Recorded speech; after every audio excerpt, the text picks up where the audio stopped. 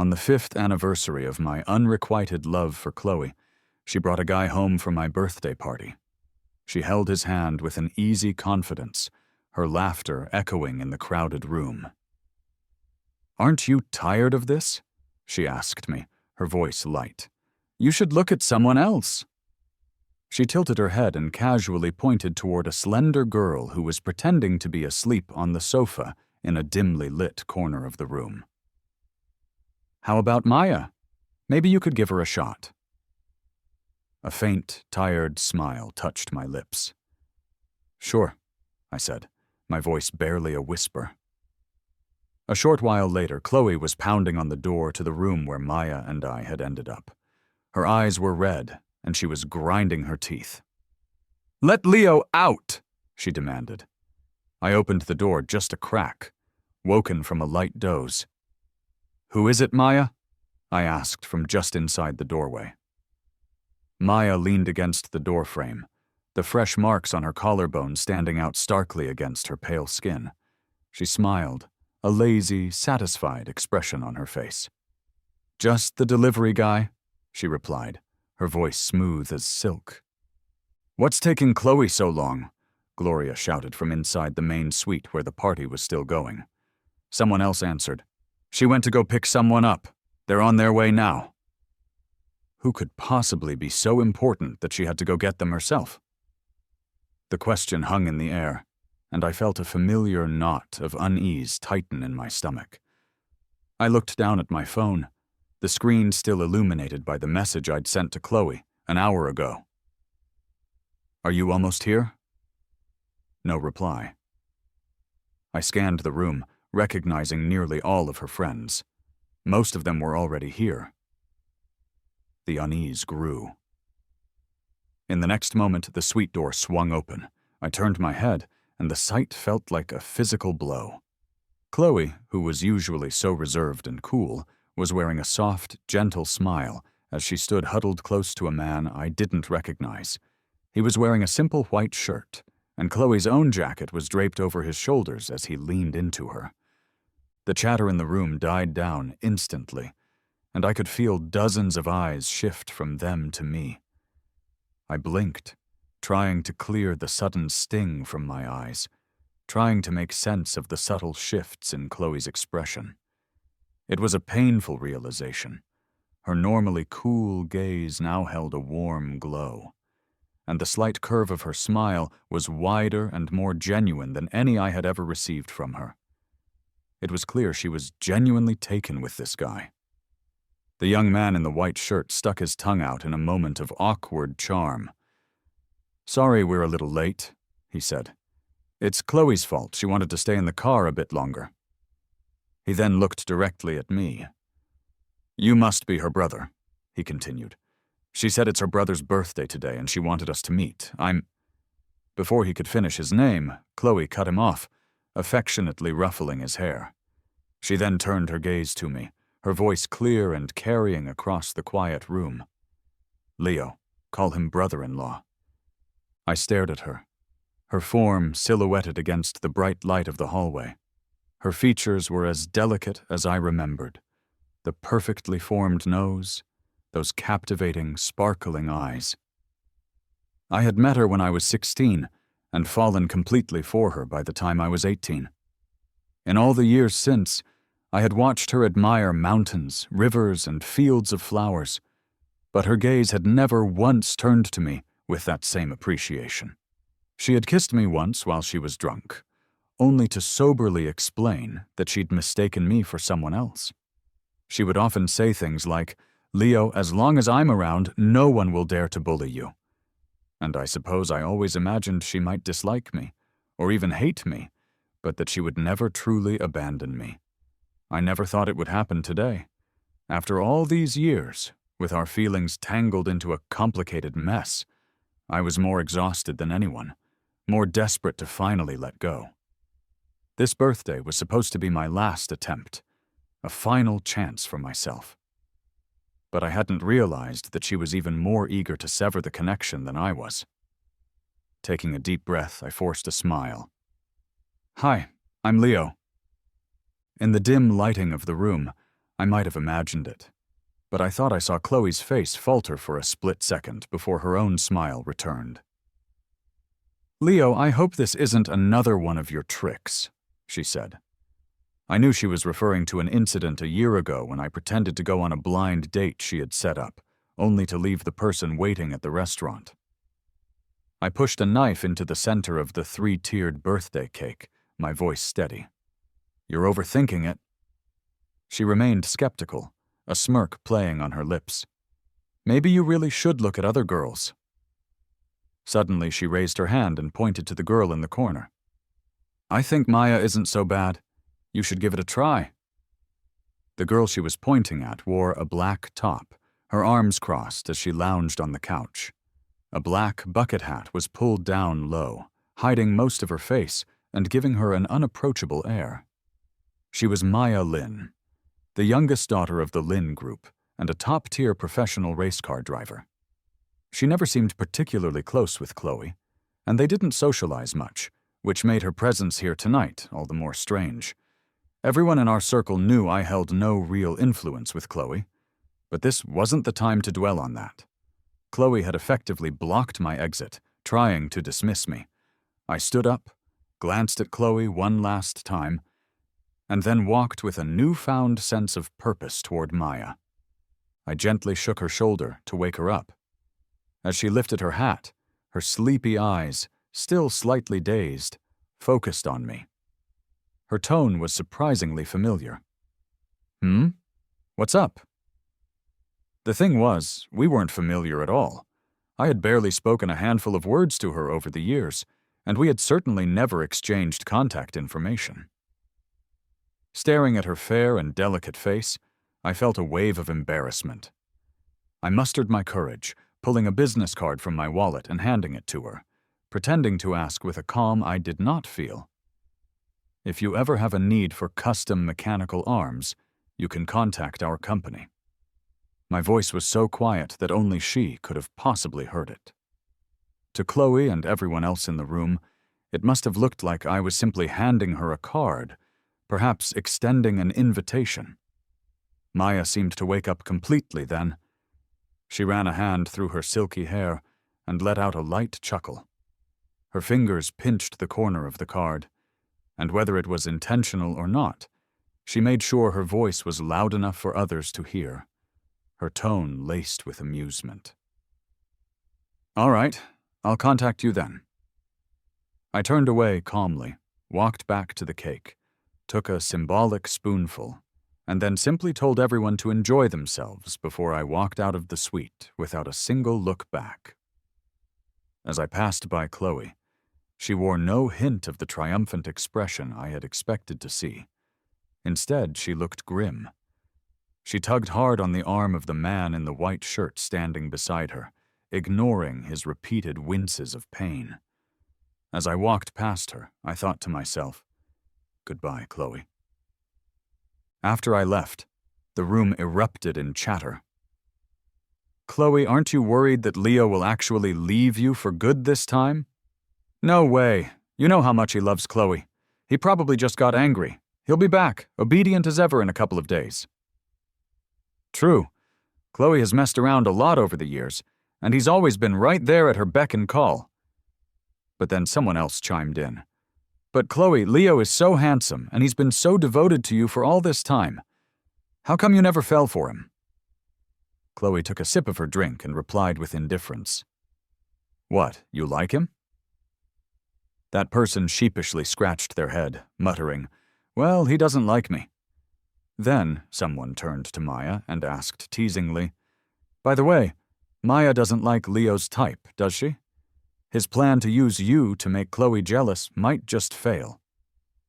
Maya's gaze was still fixed on the business card in her hand. Hearing her name, she lifted her fox-like eyes, idly playing with the card. She chuckled. "How do you know I'm not interested?" As soon as she said it, the room fell silent. Instinctively, Chloe tightened her grip on her wine glass and turned to look at her. Their eyes met across the room, one pair filled with a hint of anger, the other smirking with a teasing confidence. After a long moment, Maya propped her chin on her hand and said, "Don't mind me. I was just joking." Chloe shrugged and smiled with practiced indifference. "If you like him, go ahead. Maybe I'll even contribute to your wedding gift." Then, as an offhand remark, she added, "But you might be disappointed. Leo is stubborn. Once he sets his mind on someone, it's for life. It would be hard to win him over." She swirled the wine in her glass. "Especially since he's never liked people who race."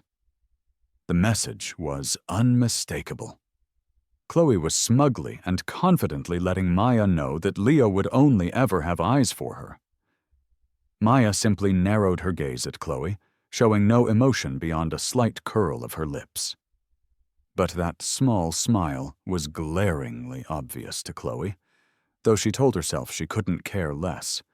In a few days, Leo would be at her door with homemade soup. After all these years, she was sure she knew him well enough. Chloe's current boyfriend was a rising star named Dylan, and everyone said she was serious about him this time. Chloe had even assigned her top agent to personally manage his career, and had once arranged for hundreds of drones to light up the sky just to make him smile. I looked at my phone, awestruck by the news photos of the drones spelling out Dylan's name and forming a massive image of his happy face, a spectacle that was now capturing hearts all over the internet. Scrolling through the endless stream of adoring comments, I let out a small, bitter smirk. Then, I landed on Dylan's social media page. There was a picture of him with a caption that read, "Loved so well by someone." On his wrist was a luxury watch. I remembered a few weeks ago, when Chloe had asked me what I wanted for my birthday. We had been walking past a high-end jewelry store, and I had pointed out that very watch displayed prominently in the window. Chloe had asked casually if I liked it. Now it was a gift for someone else. The thought cut deep for a moment, until a knock on my office door pulled me back to reality. "Leo, the partners have some questions about the product data. The marketing team also needs you to take a look," my colleague Mark informed me. I nodded, pushed my personal feelings aside, and dove straight into my work. In the meeting room, I was startled to see the girl in the sharp business suit. Her fitted pencil skirt accentuated her curves, and she looked starkly different from the laid-back person I had seen at the party the other night. I fidgeted with my notebook, feeling a bit uneasy. Maya was actually here to buy robotic arms? What would a professional racer possibly need those for? She spun around in her chair, her smile effortlessly friendly. "Forgot about me so soon, Leo?" Mark's eyes went wide with gossip, his head craning forward like an old turtle. "So you and our Leo know each other?" Maya shot him a look that immediately shut down his curiosity. "He pitched your products to me." I nervously asked, "Miss Lynn, which data points are you concerned about?" Mark, ever the seasoned businessman, quickly got to his feet. "Leo, explain everything thoroughly to Miss Lynn. If it gets late, take her out for a nice dinner and show her a good time." Left alone with Maya, she suddenly said, "I can quit racing." "What?" I looked up, confused. Though I wasn't an expert, I had read articles hailing Maya as Asia's top F1 racer, a once-in-a-generation talent. "It's nothing," she dismissed, pointing to a random spot on the spreadsheet. "These figures are different from the typical market data. Why is that?" As she leaned in, a pleasant, light fragrance wafted over. I carefully explained, using a design schematic to illustrate my points. It turns out, it's quite simple. Our core technology involves several compact, innovative improvements. I could have wrapped up the entire explanation in 10 minutes, but Maya asked so many questions that the meeting dragged on until noon. When the clock chimed, she seemed to take a deep breath before casually mentioning that it was lunchtime. I felt grateful for her helping me out the other night, so, still holding my laptop, I joked, "How about I treat you to lunch?" During the meal, I noticed many people sneaking glances at Maya. She was beautiful, and as a top racer, her face was already a frequent sight in commercials. She had just returned from a competition abroad and seemed tired, barely touching her food as she poked at the contents of her plate. "I heard Sam got you 8 female models," she said. I nearly choked on my water, my face burning with embarrassment. When I had finally broken things off with Chloe, my friend Sam had been so relieved that he had celebrated by sending 8 models to my apartment. I had opened the door to find a line of elegant women, all different types, who declared they weren't leaving until morning unless I paid their exorbitant fee. "Quite the stamina you've got," Maya muttered mockingly. I quickly waved my hands in denial. "No, nothing happened." She smiled faintly, and then casually unbuttoned the top button of her shirt, revealing her pale neck and collarbone. "Leo," she said, tapping the table with 2 fingers. "Weren't you thinking of trying me out? I'm cleaner than them." My mind went completely blank. I stared at her in disbelief, a bit of cream from my dessert hanging forgotten from my lip. I had just gotten out of one turbulent, all-consuming relationship. There was no way I was going to jump right into another one, and this situation felt incredibly unfair to Maya.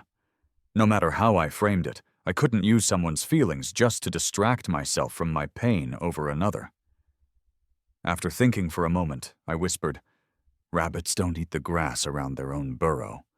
Maya raised an eyebrow, her sly, fox-like eyes glinting. "I will. As long as it's you, I'll eat any grass." "You might have misunderstood," I said, trying to hide a smile and keep a straight face. "When I said the grass around the burrow, I meant you." "Chloe really is unlucky," she said, tilting her head as if remembering something. "The business card you gave me, is that your work number?" I nodded. The card only had my professional contact information, a number I used exclusively for work. "Can't I have your personal number?"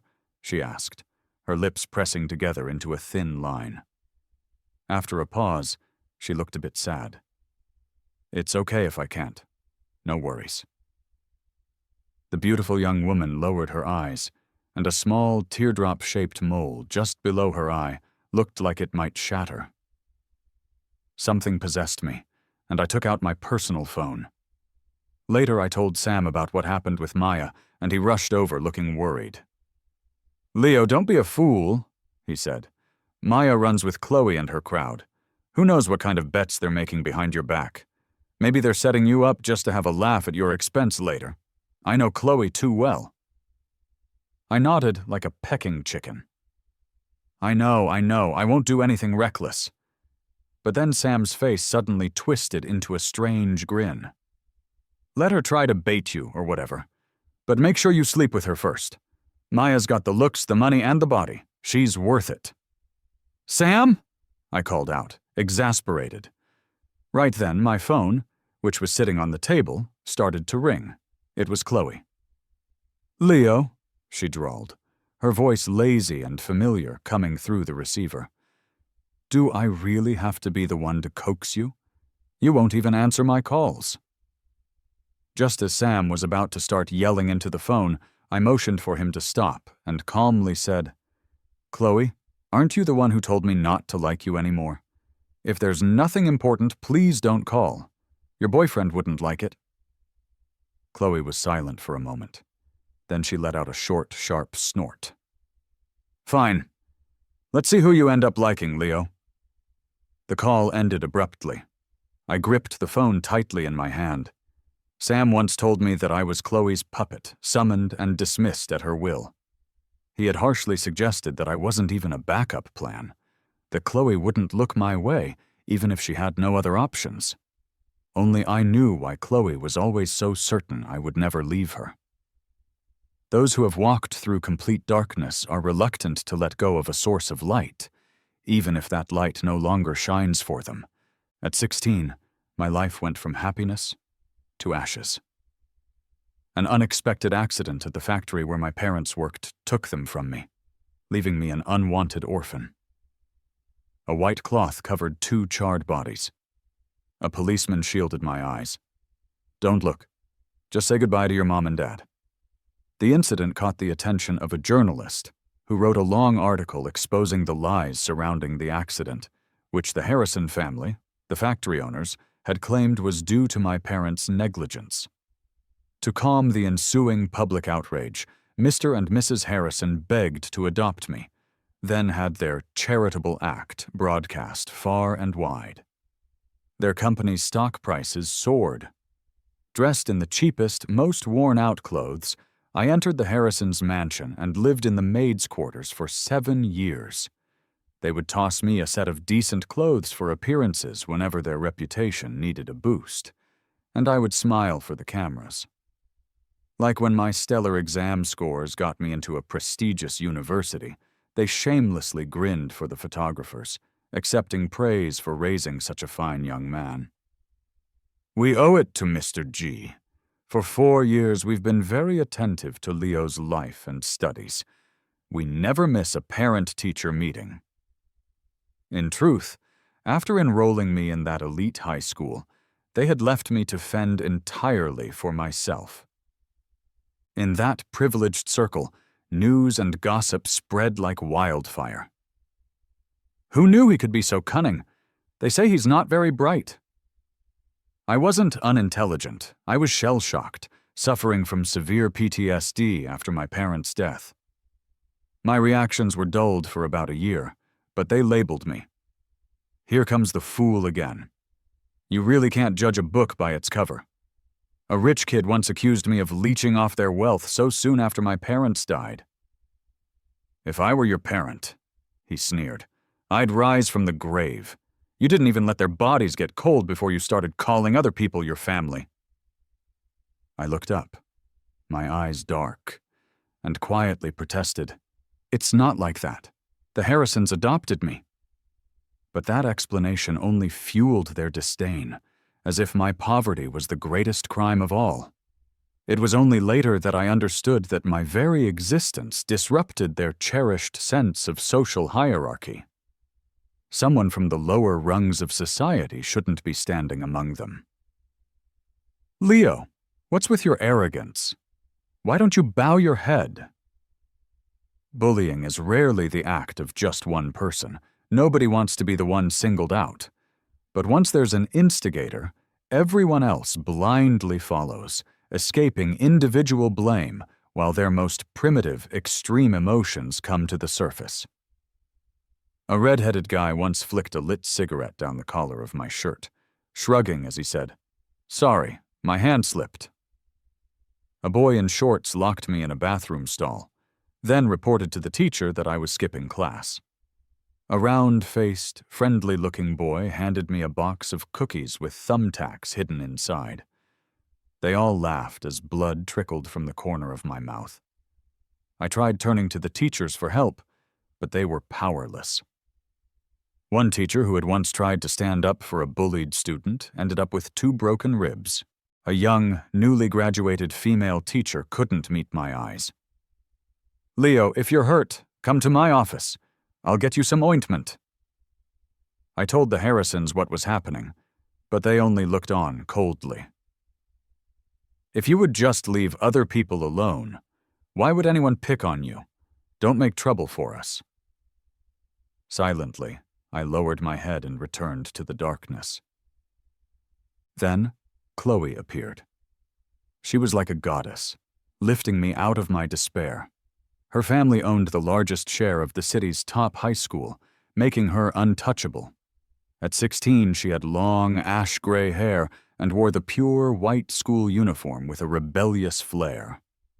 One day, after I had been shoved into the campus swimming pool, she arrived and kicked one of the bullies away with ease, brightening the shadows that had enveloped my life. "What's with this fat dog? Was your mom planning to give birth to a beast?" She sneered at him. "Get lost." I wiped the murky water from my face and looked up at her, silhouetted against the light. She seemed to glow, haloed by the sunlight streaming through the large, carved windows. "Are you okay?" she asked. I shook my head, wiping my face and grabbing the carton of milk they had tossed on the ground. "Thanks," I murmured, clutching the milk carton tightly. I remembered how they always said that people like me were dirty, how they were scared of catching germs by eating near me. The girl stood with her hands in her pockets, bending slightly. "What's your name?" "Leo." "Which class?" "Freshman, class 5.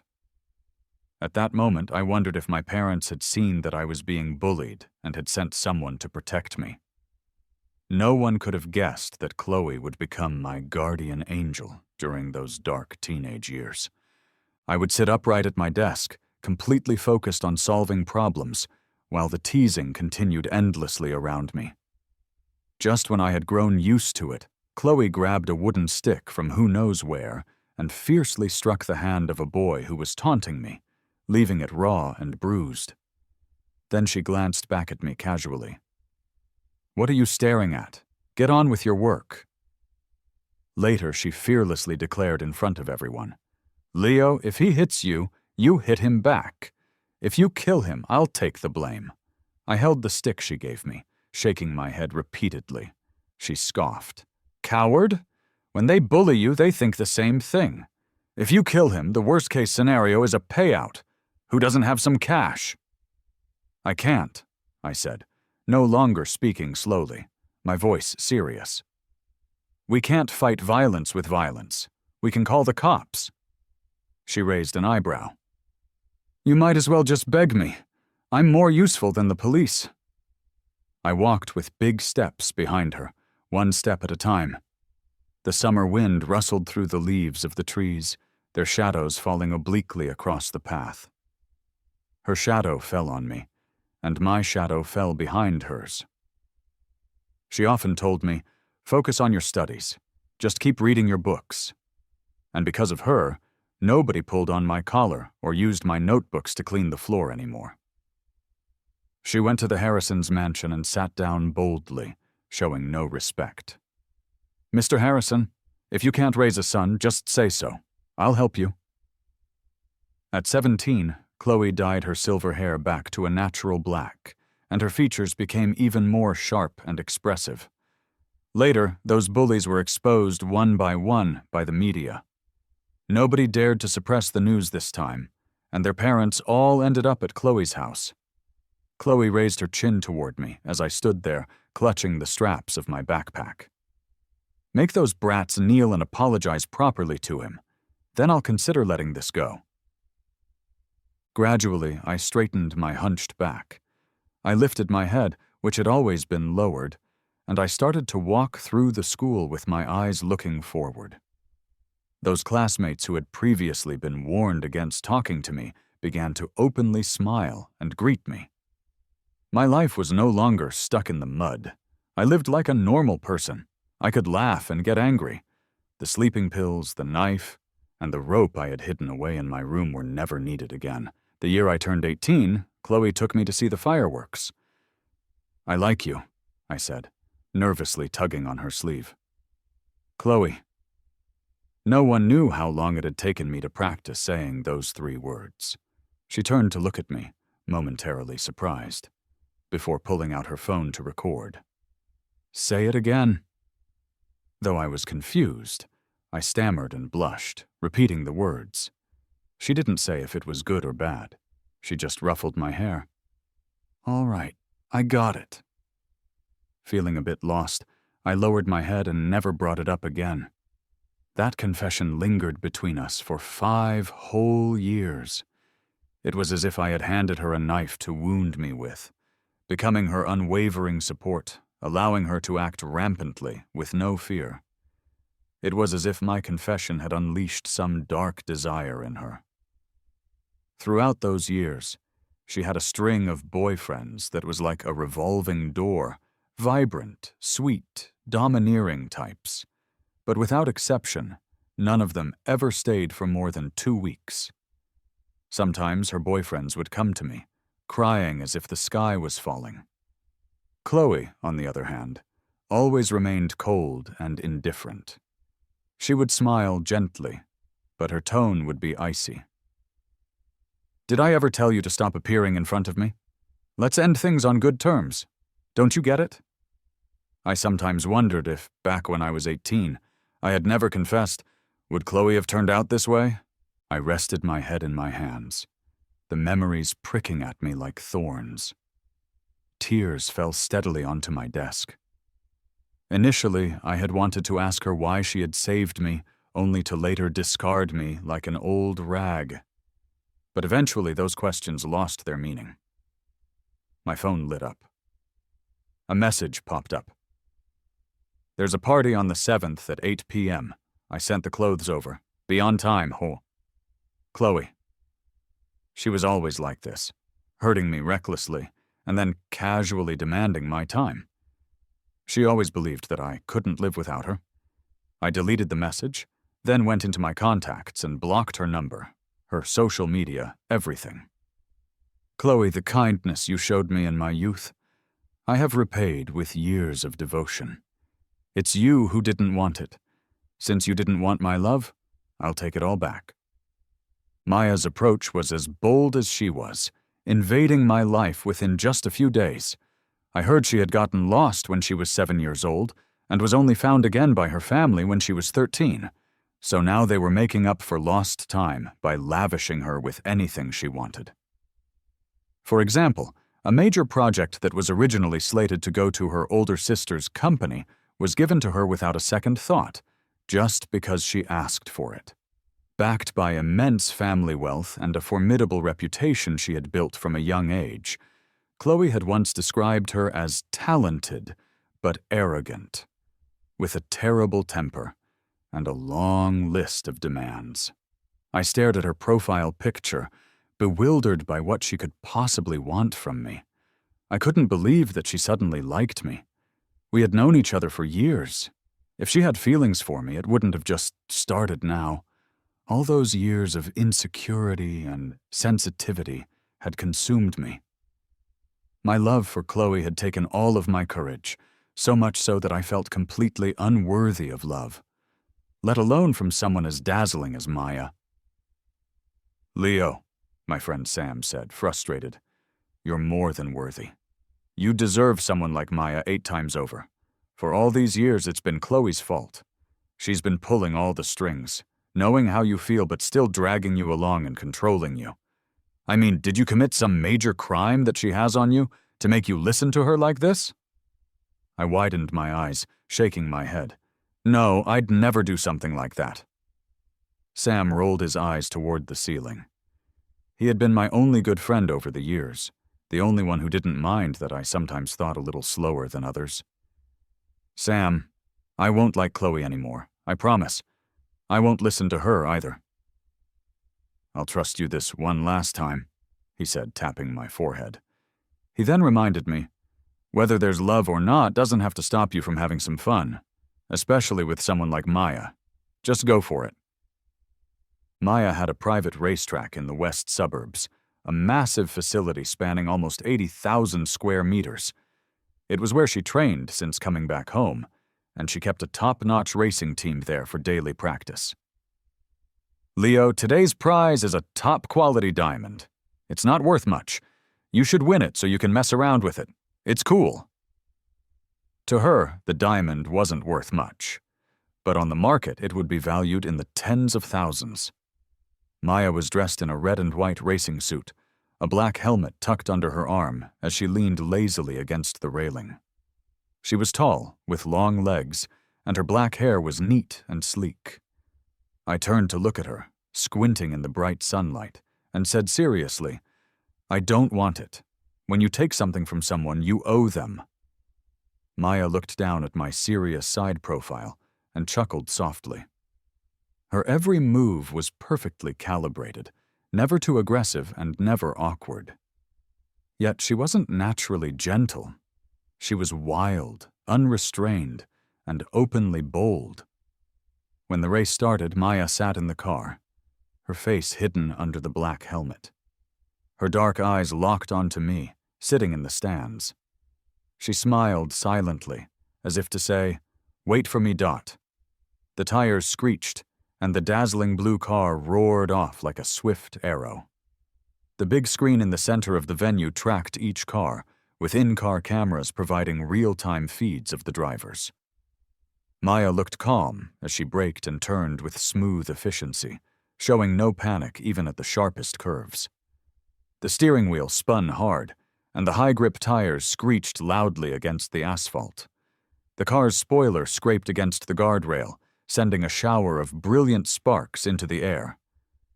A perfect drift.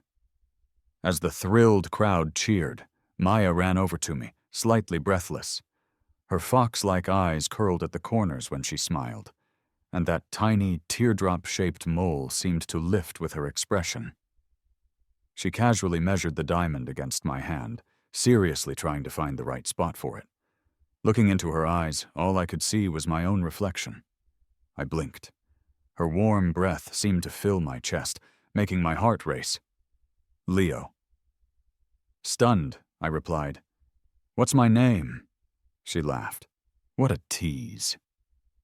I pursed my lips and slowly broke into a grin.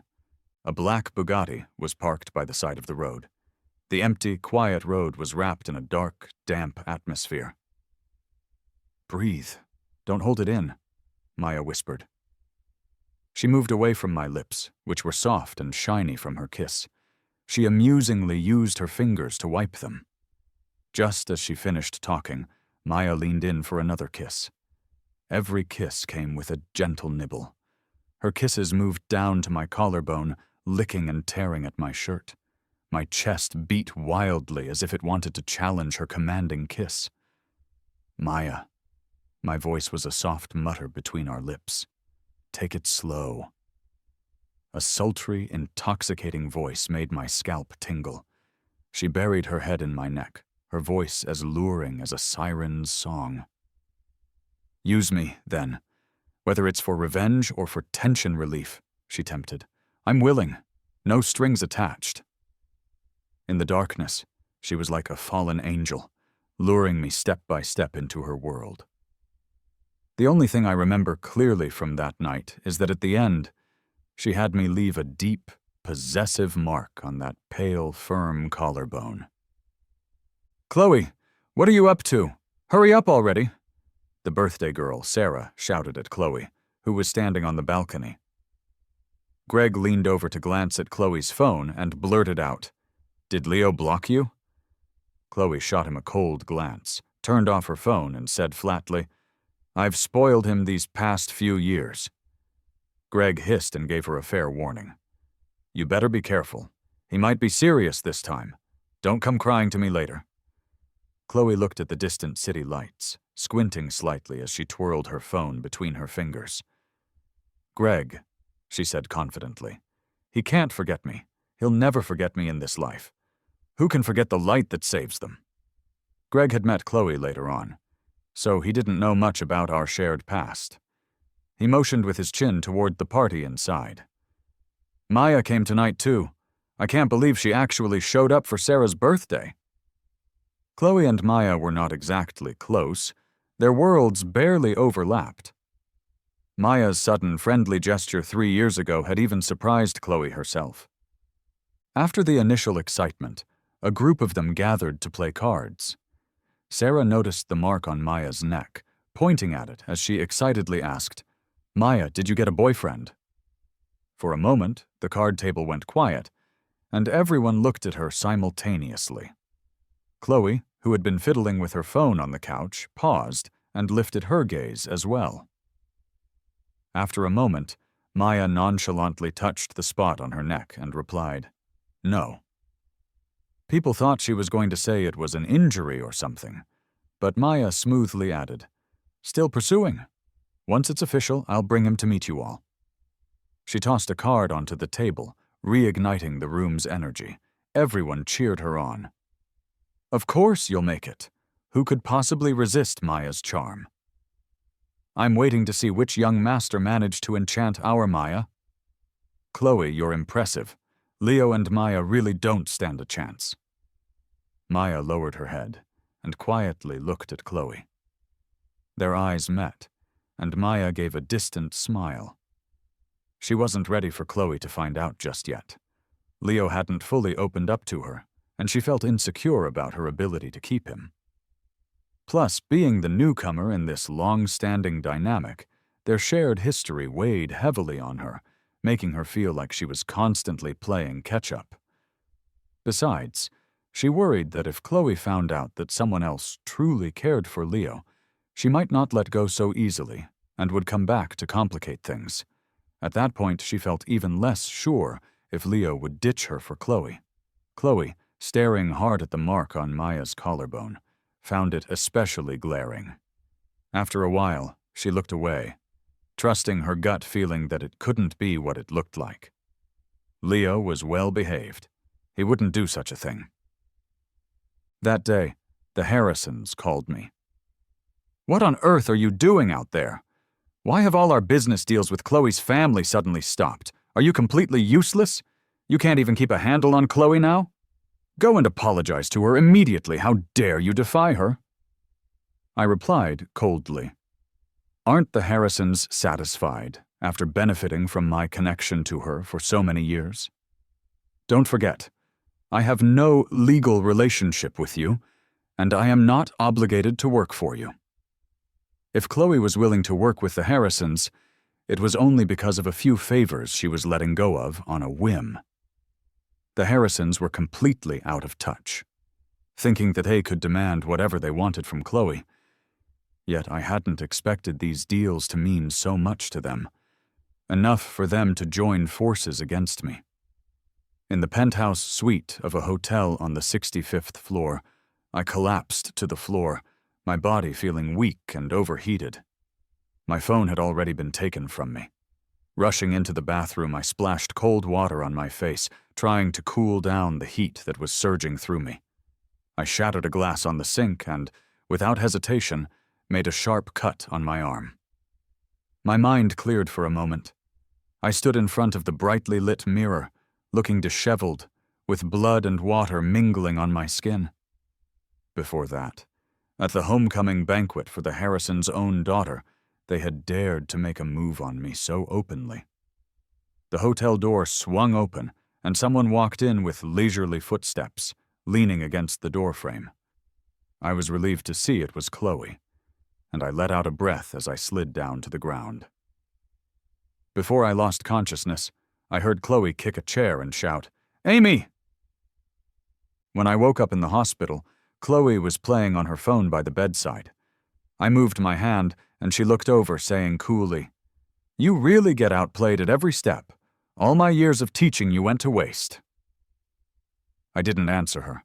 I just grabbed my clothes and got out of bed.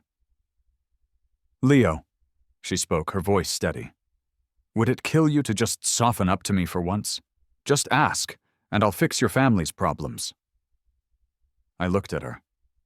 "Chloe, I don't have the energy to play these games with you. Please, just stay out of their mess." "Fine," she nodded. "But you better not come crawling back to me." Amy Harrison, known for her pristine, charitable image, had kept that image solid for years, with me being her biggest pawn. Now, with the evidence I had in hand, I couldn't destroy them completely, but I could at least make them suffer. Overnight, scandals about the Harrisons' past, their questionable orphan adoptions, and Amy's fake charity surfaced online, causing their company's stock to plummet. Such a seemingly small incident, so easily pushed aside in the past, had now spiraled out of their control. By the time I realized they were reaching a critical point, with no one knowing who had caused it all, I saw Chloe again at a high society banquet. Greg brightened up when he saw me and nudged Chloe with his elbow. "Hey, Leo's here. You really got him figured out." They had apparently been betting on whether I would show up that night. Everyone had bet against it, except for Chloe, who had lazily said it was a great chance for me to make up with her after sulking for so long. Chloe glanced at me, sizing me up without moving from her spot. After a moment, she came over, her tone a bit detached. "Why are you so late? Whatever, just stick with me and don't wander off." I looked at her outstretched hand and calmly shook my head. "I'm not here for you." "Come on, Leo. Are you still messing with me?" She sounded unconvinced. "Without my invitation, how would you have even gotten in here?" But she abruptly stopped talking, her lips pressing into a tight line, her eyes turning chilly. I turned to see Maya, dressed in a stunning red gown, standing behind me. She gently looped her arm through mine. Chloe's gaze turned fierce at the sight of Maya's hand on my arm. "What brings you here?" Maya leaned affectionately on my shoulder, ignoring Chloe completely. "Greg, you guys go ahead. Leo and I have to step out for a bit." Sam, who was also there, opened his mouth, looking serious, not daring to meet Chloe's gaze, just nodding aimlessly. "Leo," Chloe suddenly spoke, a light, mocking chuckle in her voice. "You're so obedient. I tell you to be with Maya, and there you go. If I pointed to Gloria, would you go to her too?" Maya's grip on my arm tightened at Chloe's words. I winced slightly and looked at her. Maya lowered her head, her voice sounding resigned and joking at the same time. "Just say what you want. When the time comes, I'll have it your way." I patted her hand reassuringly and held it back. Now I was beginning to understand why Sam had said she was always the one playing second fiddle in her relationships. "Chloe," I said, my voice firm, "don't overestimate yourself. You're not that important. You're no longer that important. So nothing you do can affect my feelings." Chloe's face paled for a moment. She wasn't that important anymore? So whatever was happening between Leo and Maya had nothing to do with her. Greg, struggling for words, awkwardly tried to console her. "Well, it's probably a good thing. You've always said he's been clinging to you. Now that he's found someone else, you're free. Don't tell me you're feeling sorry now just because someone's competing with you for him," Greg silently added in his mind. "Crazy." Chloe glanced at him. "Didn't you say Maya wasn't into Leo's type?" Greg grudgingly continued. "She told me herself. Her family would never accept someone like him. Maya's probably just playing around. If you're really interested, just wait for them to break up." Meanwhile, in the Lin family's inner courtyard, Maya's second sister, Lisa, dressed in a black coat with her hair tied low in a jade pin, walked briskly in high heels. She stopped to tell the old man of the family, "Grandpa, Maya brought a young man home." The old man, who still had a lively spirit, pressed on his cane and raised his brows. "Maya? That girl's finally come around?" The next morning my phone rang. "Leo, can you come to the hospital?" It was Sarah, and her voice sounded a bit urgent. "What happened? Did something happen to you?" "Not me, it's Chloe. She drank all night and has a stomach problem. They brought her to the hospital, but she won't let anyone near her and is insisting on staying put. Can you please come? She only ever listens to you when she's sick." "Sarah," I replied calmly, "please don't contact me about her anymore. In fact, please don't contact me at all anymore. No one is going to stay around forever. I hope she takes care of herself." "Leo," Sarah was anxious, "after all she's done for you, can't you just give her one last chance? You can't just leave her in the lurch like this." Chloe lay on the hospital bed, scrolling on her phone, her forehead covered in a thin layer of sweat. When she saw me, she tossed her phone aside and pulled her usual act, leaning her head on my shoulder.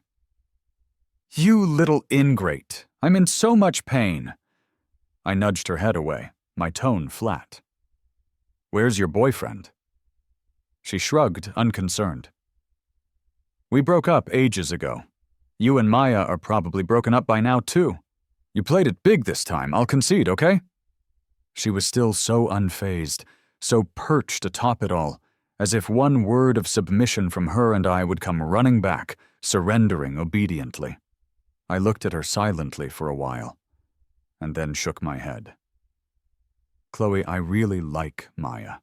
I truly want to be with her. I accept her for who she is, not for some thrill or for vengeance. She is a remarkable person. I wouldn't use her as a tool, especially not for you," I said flatly. "It's just not worth it." Chloe stared into my eyes, searching for any sign of deceit. Unfortunately for her, she found none. What she saw in the eyes that were once filled with nothing but her was now filled with someone else entirely. I'm here for the last time, to say goodbye to the past. From now on, your life or death has nothing to do with me. The veins at Chloe's temple throbbed, caught between physical pain and extreme anger. She likely never believed that someone she had once so easily dismissed would one day walk away without so much as a look back. Leo, her voice was hoarse. After so many years, can you differentiate? Differentiate what? After so many years, can you really tell if your feelings for me were love or just gratitude? She sneered. If you really liked me as you claim, why didn't you ever get jealous when I had all those boyfriends? Whoever was nice to me, you were nice to them. Whoever I liked, you just smiled at them. Leo, can you really tell? Her last words were filled with bitterness and irony. No, I shook my head. But that was all of my feelings. Through all the hardships, I gave you the little I had left. As long as you were good to me, I would always like you. Eventually, I thought I would understand what it means to love you, but you never gave me the chance. You blocked every single path. She wanted me to soften again, to fall back under her control once more. After I said that, I didn't stick around. I turned and left. Sarah stopped me in the hallway. Thanks. I probably won't bother you anymore. She's just been too reliant on you these past years. She'll be fine once she finds someone she really likes. Seeing me nod, she smiled. You've been good to her all these years. You know, she helped you back then because of a bet she had with us. Don't take it to heart. It's all in the past now. Staring at her, I asked, A bet? She scratched her head. Yeah, didn't Chloe tell you? Don't get mad. Back then you looked so naive, so we made a bet. If Chloe could make you fall for her, we'd do whatever she wanted. The time limit was 3 months. When you didn't say you liked her by then, we all kind of forgot about it. Who knew she'd stick around with you for 2 years? We even mocked her for it. Sarah! Chloe, in her hospital gown, shouted from down the hall to interrupt her. Shut up! She clung to the doorframe, looking at me in a panic, as if someone had squeezed her heart, making her tremble. Through the silent, cold hallway, I looked at her. I saw the fearless girl who had always stood in front of me to protect me. So that's why. At 18, under the fireworks, she recorded my confession with her phone. It was all just a game to her. I started laughing. Leo! Chloe rushed toward me, cautiously trying to hold my shoulder. I was wrong. I'm sorry. I was a jerk before. Hit me, yell at me, do whatever you want. Don't touch me. I glared up at her, my voice defiant. Chloe, you turned me into a joke. If you had told me sooner, I wouldn't have hung around for so long. Watching me circle you like a dog? Did you laugh every night? Leo, you're such a good dog. A throwaway bone gets you all worked up. It wasn't like that, she wanted to explain, but a sudden, sharp stomach ache made her bend over, unable to hold herself up. I didn't spare her another glance and quickly left. Behind me, Sarah, knowing she had caused this trouble, rushed to help Chloe up. Chloe could only grab her arm and say, Stop him. When I walked out of the hospital, I felt a strange sense of peace, as if I had accepted it all. All the moments I had once considered my salvation turned out to be nothing more than a spur-of-the-moment gamble. But when I saw Maya waiting for me outside, my lips pressed together and tears began to fall. I opened my arms, and Maya gently hugged me. There you go. No one will see you cry now. Leo, Maya whispered, kissing my cheek. If you're uncomfortable, just tell me. I'm here. Take your time. I bit my lip and then bit down hard on her collarbone. Maya let out a suppressed breath. The next moment, a surge of emotion broke through any barrier I had left. Her hand on the back of my head stayed there, until her knuckles turned white. I let out a deep sob, resting my head on her chest and crying uncontrollably. "Maya! Maya!" I called her name incoherently. I couldn't tell if the holes in my heart hurt more, or if her efforts to hold me together did. Her eyes were red at the corners. She whispered through her teeth, "Next time, I'll do better." From broad daylight to complete darkness, I was gently placed into a clean, soft bed. A voice murmured, "After all these years, you finally looked back at me."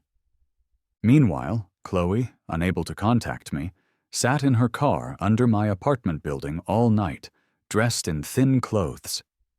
She looked up at the window, which had been briefly lit at dawn, feeling as if gravel was grinding painfully through her mind. She climbed the stairs to my floor and knocked hard on the door. Worried about disturbing the people inside, Maya quickly opened the door. She was leaning against it in a white t-shirt, and bruises were visible on her skin. Chloe clenched her fists, taking deep breaths, blood trickling from where her nails had dug into her palm. Avoiding the marks on Maya's body, she said harshly, "Tell Leo to come out." From inside, a voice called out, "Maya, who is it?" You could hear that it was hoarse from what had happened the night before. Chloe raised a hand to slap Maya, but Maya raised her arm to block the blow. Chloe closed the door behind her and said, echoing Maya's words from my birthday, "It's nothing, just a delivery guy. Go back to sleep." The two of them ended up wrestling. Chloe, worn out from a sleepless night and her illness, was quickly overpowered by Maya. Maya pinned Chloe's arms behind her back. Chloe rasped, "Maya, he's been with me since he was 16. I raised him." Feverish and confused, Chloe pleaded, "Maya, give Leo back to me. I'll do anything you want." Maya released her and sent a message to have building security drag her away. She patted Chloe's face. "His eyes were always on you, even when you ignored him. I wanted to slap you back then." "Did you get close to me just for Leo?" Maya, nonchalant, was caught by surprise. "You figured it out. You're not so dumb after all." "I thought of you as a sister," Chloe said, burning up, hoping to awaken some sense of conscience in Maya. "Of course," Maya laughed it off, unburdened. "Aren't you polite?" Proudly, she declared, "Remember, I'm the woman Leo chose, so only he can order me around, not the other way around." When I opened the door, wearing a coat, there were two disheveled people before me. One was lying on the ground, the other crouching, both covered in scrapes. Maya, who had been scowling, looked up at me, then down again, adjusting her sleeve to reveal the bruises Chloe had left on her arm. The two once high and mighty women now looked like they had been in a street brawl. Chloe stood up, a flush on her face. She was sick.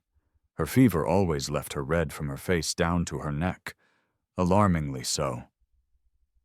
She pulled a small blue velvet box from her pocket. Her trembling fingers opened it to reveal 2 rings. "When you were 18, you wished you could marry me, so I bought your favorite rings. Leo, let's go back and start over, okay?" Those were things I had dreamed of before. I had imagined countless times her turning back, holding my hand. But why do we always hope that shattered mirrors can be whole again? Those things I had once so desperately wanted now, right in front of me, they didn't stir a single emotion. With Maya clinging to me, biting her lip, she stubbornly held on. "Leo, don't believe her. People like her sound sweet but never cherish what they have. Don't be fooled." "Ruby," Chloe barked, her forehead throbbing, "have some shame." "Which is more important, shame or your husband?" Maya retorted with a snort. I swung open the door behind me, pushing Maya inside. "Stay put. Wait for me and don't come out," I whispered. I glanced at Chloe, speaking softly. "I'll see you out." "Chloe," I interrupted, "thank you for these years." When Maya was upset, she would complain about Chloe in my ear, But eventually she'd always sigh. I still have to thank her for protecting young Leo. Whether it was genuine or not, without Chloe, I might not have made it out of that high school alive. Believe it or not, for these past years, I have truly liked you, and not just out of gratitude. You were a massive part of my dark teenage years. Nobody doesn't love a godsend. Chloe, be happy for me. You didn't exhaust my courage to love. That's the biggest out you gave me in all the years between us. Chloe's eyes dampened as she unwillingly asked, Leo, am I really that unforgivable? I extended my right hand, slim and pale, with a simple ring on my fourth finger. See, I said gently, your repentance always comes too late. She bowed her head, tapping the ring with her index finger and giving a forlorn smile. In the past, I had always trailed behind her, looking up. This time I watched her retreat. As she stepped past the stairs, I remembered that summer when she had called my name from outside the Harrisons' villa. Leo, come down! Let's watch the sunset! Rushing down highways, a sea of blue and red chasing the setting sun, that was young love in the shadow of the trees. It was that night at 17 when she plunged into the Harrisons' pool to drag me out, saying she would face the world for me. Through the noisy crowd at 18 during my coming-of-age party, the fireworks, that first sip of alcohol, that first sign of rebellion. At every turn, there was Chloe. She once came toward me against the light, and now she walked the same way, against the crowd, away from the chasm in my life. Maya and I planned our wedding for a warm spring day, a $1 million event known throughout the city. Before the wedding, Chloe sent over a package with a set of legal documents from her lawyer. The note said very formally, "This is Miss Chloe's wedding gift for you." Maya truly went out of her way for me, determined that everyone understood how much she loved me. I once asked her why she liked me. She asked if I remembered the little girl from my childhood. Of course I remembered. The one my parents had saved from traffickers. We lived in a remote village back then. Before they sent her to the police, I gave her my favorite toy car. My mom had told me she was scared of the bad guys, so Leo had to protect her. Maya said she had later visited that village, but most of the people were long gone. Looking at her against the glow of the lights, she was so beautiful. Her exquisite features, her high nose bridge, and her charming eyes. She held me tightly. I thought I'd never have a chance. Your love was once so overwhelming and hopeless. Only someone like me, fearless and a bit clueless, could be so bold. Too bad, she smiled. You won't have such luck again. On the day of our wedding, Sam took pictures while laughing, then sent them directly to Chloe. Soon enough, he realized she'd blocked him. Unable to send any more pictures, he laughed even harder, knowing that Chloe had still been holding on to some hope, always thinking that Leo would eventually come back to her. Even with Maya by his side, Chloe had never imagined him actually marrying someone else. Only by seeing me married could Chloe perhaps finally understand what true loss meant. Chloe's car was parked across the street from the hotel where the wedding was being held.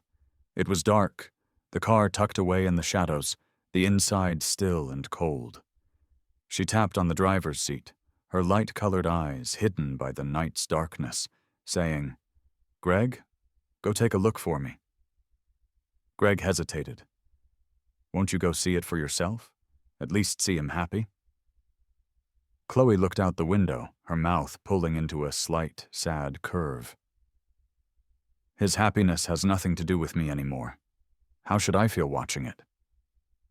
Greg, he'll forget me eventually, but I guess I'll never forget. Forget him trailing a step behind me. Forget turning around to his capturing smile. Those eyes, always on me. How did it come to this? She had made mistakes, many of which were forgiven, but for this one, she was left behind. At first, she thought it was just a minor argument, just like so many before. In a few days, he'd softly call her name. She would act indifferent, but soon enough she'd be happier than anyone, seeking his comfort. "Leo, my stomach hurts." His skill for making soups was because of her. It was the only thing he knew how to make. But this time, the one who had always conceded had decided to walk away. They had reached an end with no path forward. At 16, the sapling she had tenaciously raised had now grown in someone else's heart. How would she ever let this go for the rest of her life?